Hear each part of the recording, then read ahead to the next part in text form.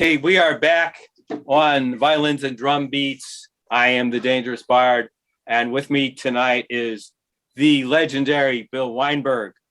He is an award-winning human rights advocate and journalist, the progenitor of the Countervortex podcast, and a prolific writer on cannabis and other topics of interest.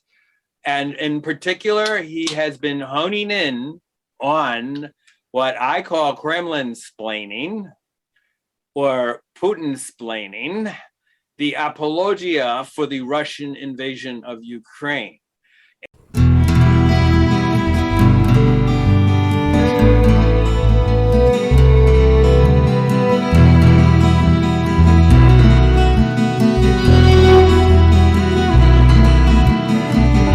Bill has encyclopedic knowledge of the historical development of all these organizations, which have historically sided with dictators, authoritarians, and tyrants, all in the name of supposedly being progressive.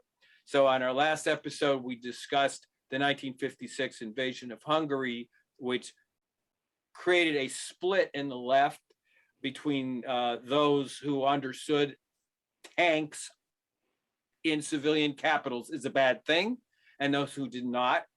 And we traced their despicable support of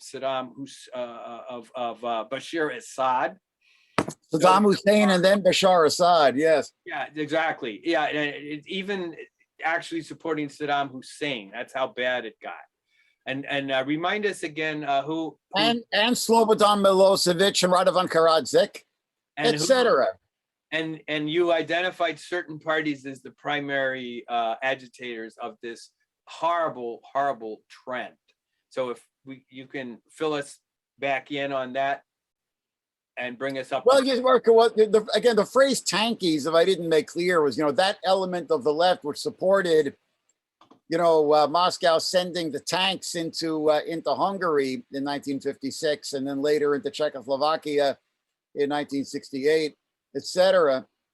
But the phenomenon has gotten a lot worse in recent years. And a part of the reason for this is, first you've got, the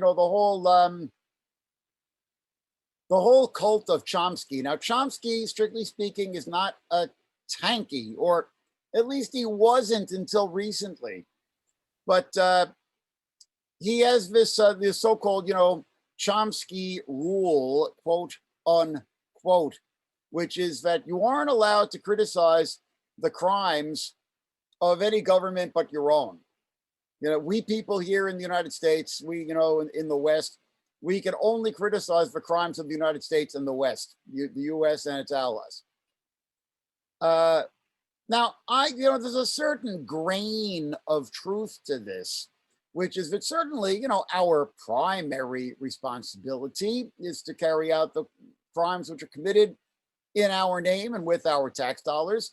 But it's not our only responsibility. We have responsibilities as human beings and citizens of planet Earth, as well as of citizens of the United States. And the real problem with this kind of thinking, the so-called Chomsky rule, is that if you aren't allowed to talk about or protest the crimes which are committed by Russia, for instance, then they become invisible. You're not taking them into account. They're not on your metaphorical radar screen. And it leads to a distorted view of reality where it is easy to believe that the only evil in the world is the United States. Now,